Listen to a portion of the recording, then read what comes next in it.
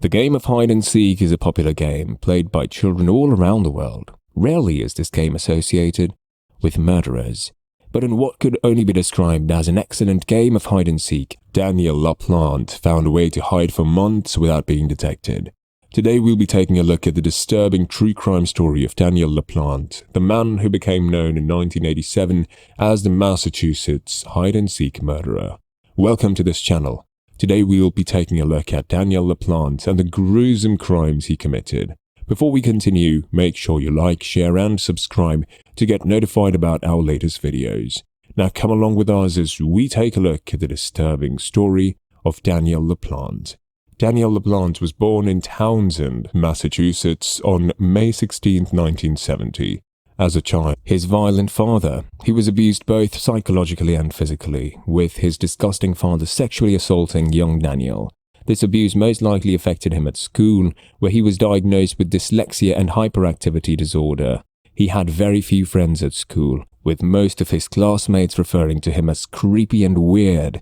When he became a teenager, his school referred him to a psychiatrist because of his lack of hygiene, his appearance and his abnormal behavior.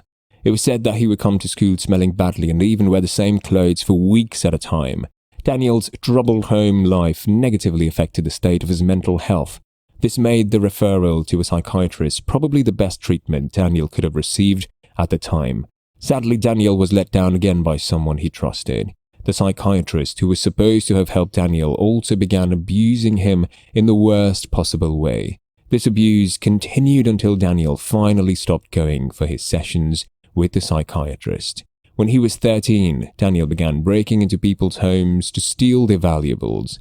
As he grew older, he seemed to derive joy in breaking into people's home for no other reason than to mess with their minds. When he broke into a home, he would not take anything of value. Rather, he would move items around to ensure that the owners knew their home had been broken into.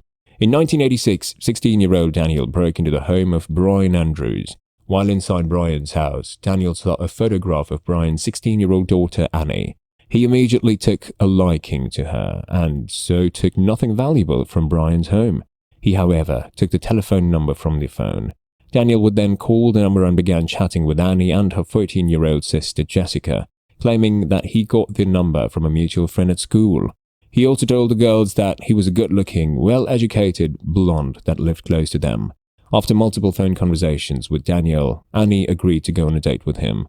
When the day of the date arrived, Annie was shocked to discover that the boy she had been speaking to on the phone was not a good-looking, well-educated blonde. Rather, he was quite the opposite.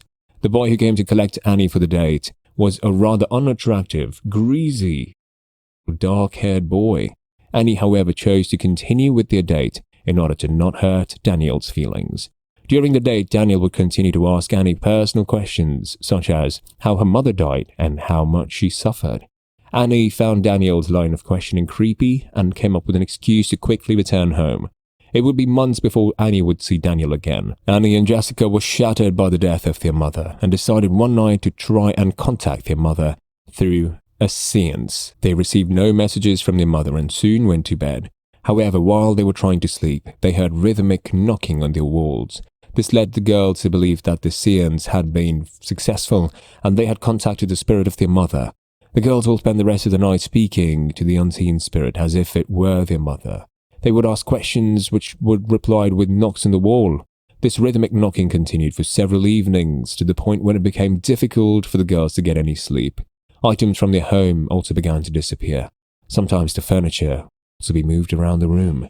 After seeing all these strange occurrences, the girls believed that they were haunted by a demon. The girls then told their father about the seance and the strange events that had happened after, but he believed the girls had simply imagined the whole thing as they were still grieving their mother. But the noises continued.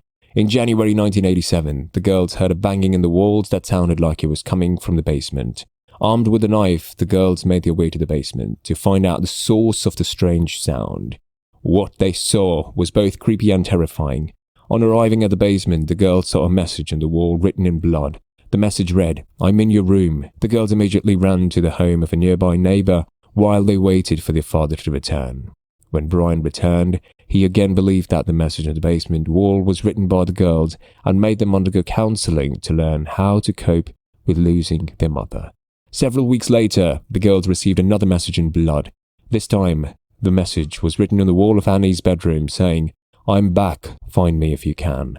The girls again ran to the home of their neighbor, who called Brian and asked him to come home. When Brian got home, there was another message on the wall of Annie's bedroom which said, "Marry me." Brian immediately started searching the room for signs of the perpetrator.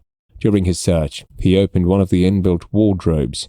What he saw was a shocking sight of a young man dressed in the clothes of his dead wife. This young man turned out to be no other person but Daniel LaPlante. Daniel held a hatchet and was wearing a blonde wig in addition to the clothes of Brian's dead wife. There was a brief struggle between Brian and Daniel, but Daniel was able to escape. Shocked by what had just happened, Brian immediately contacted the police. When the police arrived on the scene, they examined the writings on the wall and discovered that they were written in ketchup and not blood, as Annie and Jessica first thought. Officers immediately began searching the house for any signs of the intruder. During the search, an officer noticed that there was a hidden crawl space behind the cupboard in Annie's bedroom. When the door to the crawl space was opened, the investigator found Daniel curled up, still wearing the dress and blonde wig. Daniel was promptly arrested while officers searched Brian's home thoroughly. Shockingly, the police soon discovered that Daniel had been living for months within the walls of Brian's home. He had also made peepholes in several rooms to spy on Annie wherever she went within the house. Daniel was placed in a youth institution but was released in October 1987 after less than a year. Daniel quickly fell back to his old habits of breaking and entering to people's homes to steal their valuables and mess with their minds. During one of those break-ins, Daniel managed to find 2 handguns. These guns in the hands of someone as unstable as Daniel only meant that things would only get worse. On December 1st, 1987, Daniel broke into the home of Priscilla Gustafsson, a nursery school teacher. When confronted by Priscilla and her 2 children, 7-year-old Abigail and 5-year-old William, Daniel immediately bound and gagged Priscilla, raped her, and then shot her multiple times at point-blank range, with her 5-year-old son, William, watching the entire time. The sick monster then drowned William and his sister Abigail in separate rooms. Priscilla's husband Andrew arrived home that evening to meet his 3-month-old pregnant wife and 2 children dead. When police arrived, they found 2 bullet casings from the bullets that killed Priscilla. Police immediately began drawing up a list of likely suspects. Daniel was placed on the list due to his record of burglary and the incident at Brian Andrews' home. When police questioned Daniel the next day, he denied any involvement in the murders, claiming he had been at home for most of the day before attending his niece's birthday party. Later that day, the police would visit Daniel's home to question him further about the incident. When they arrived, they found Daniel on the porch. However, as soon as Daniel told the police at his home, he turned and fled into the woods. When police searched his home, they found the gun and other evidence linking Daniel to the murder of Priscilla and her children. In an attempt to evade the police, Daniel kidnapped a woman at gunpoint and forced her to drive him around in her van. Fortunately, he was able to escape and immediately contacted police, giving them the make of her vehicle and informing them that Daniel was at the wheel. Daniel was arrested on December 3rd, 1987. He was charged with the murder of Priscilla and her children, as well as with other charges related to the crimes he committed while trying to evade the police and the invasion of Brian Andrews' home. He was found guilty of the murders and was sentenced to 3 life sentences without parole. On March 22, 2017, Daniel was resentenced to 3 life sentences with the possibility of parole after 45 years. Daniel is currently held at MCI Norfolk Prison in Norfolk, Massachusetts. After being held for 45 years, do you think Daniel's sentence should be reviewed? Feel free to share your thoughts in the comments below. Please don't forget to like, share and subscribe if you found this video enjoyable. Thanks for watching and see you in the next video.